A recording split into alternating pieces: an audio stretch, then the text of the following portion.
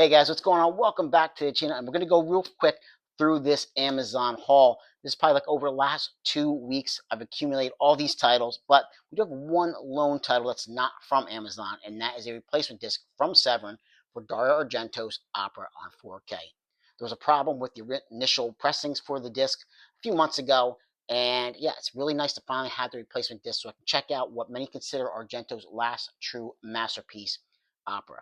So that's going to be a lot of fun. Looking forward to doing that very soon. Now, everything else, like I said, is from Amazon. First up, we have kind of a throwback to 80s style action films, like Kickboxer and Bloodsport, and that is The Last Kuma Tai on 4K and in steelbook form. So I am looking forward to checking this one out. I heard pretty good things about that. It's fun. It's a throwback to old 80s style films, and yeah, I'm definitely looking forward to checking this one out pretty soon. Now, I also picked up Despicable Me 4. Didn't see this one in theaters, but come on, guys, this is Despicable Me. It's Gru. It's Minions. How can you go wrong, especially in 4K? So I am looking forward to checking out the Minions. Once again, I love those little yellow guys. Absolutely love them. I think they are funny as anything, and I absolutely adore them. Now, here's one that just watched the other night, and I was surprised. I actually enjoyed it. It's probably my favorite of the three in the trilogy, and that is for Maxine in 4K. I saw X in theaters, saw Pearl in theaters. Did not get a chance to check this one out in theaters, but I'll tell you what, I thought Mia Goth did a really good job in this film. I know a lot of people think this is the lesser of the three.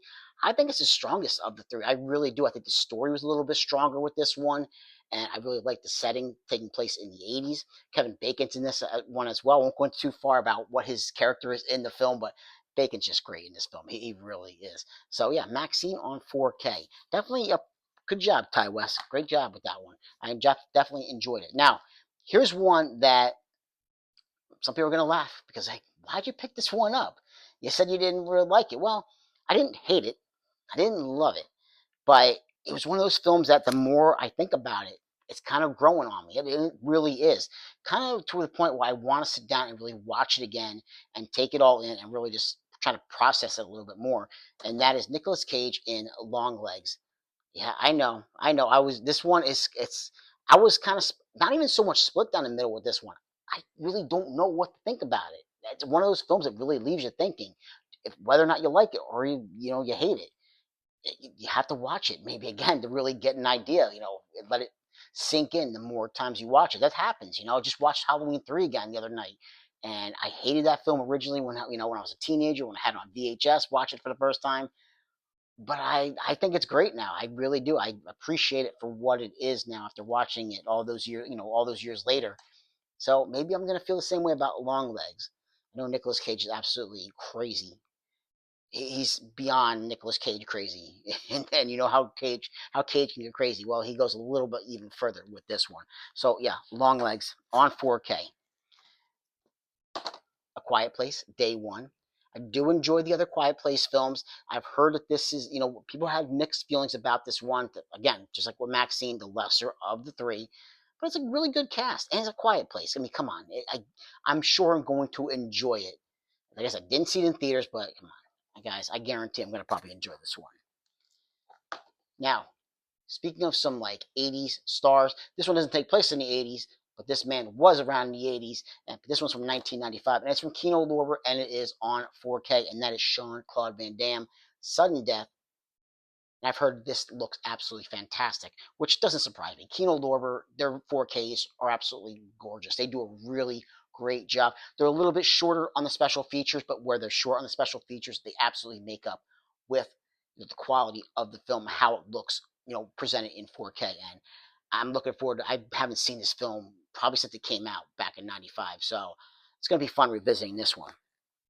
Now, here's one I've never seen this film before. It's from the '70s, never seen it before, but I did watch the remake the other day on HBO. Again, HBO. I will not call it Max. I refuse, guys. I've told you this before numerous times on the channel. It will always be HBO to me, and that is Salem's Lot. Like I said, watch the remake on HBO, and I don't really want to go into it too much because I do want to do a separate video about that one. All I will say is that I was pleasantly surprised.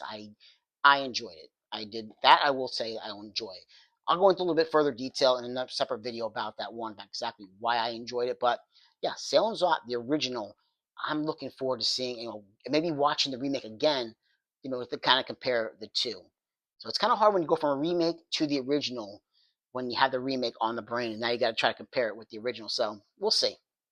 But again, the price was right. It was like $8 on Amazon. I couldn't pass up on checking out the original Salem's Lot.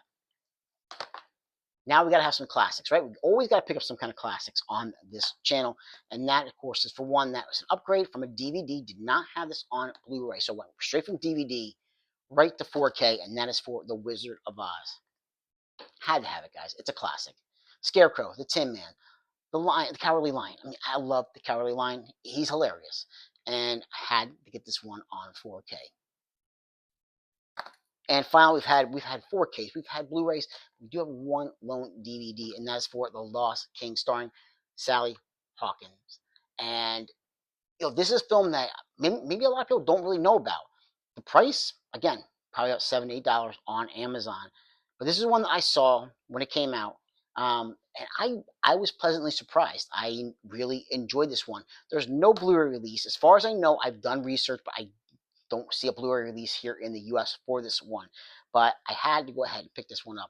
The Lost King, based on a true story, and basically what it is, it's in the archaeological find of the century. The remains of King Richard III, presumed scattered over 500 years ago, were discovered under a parking lot in Leicester in 2012.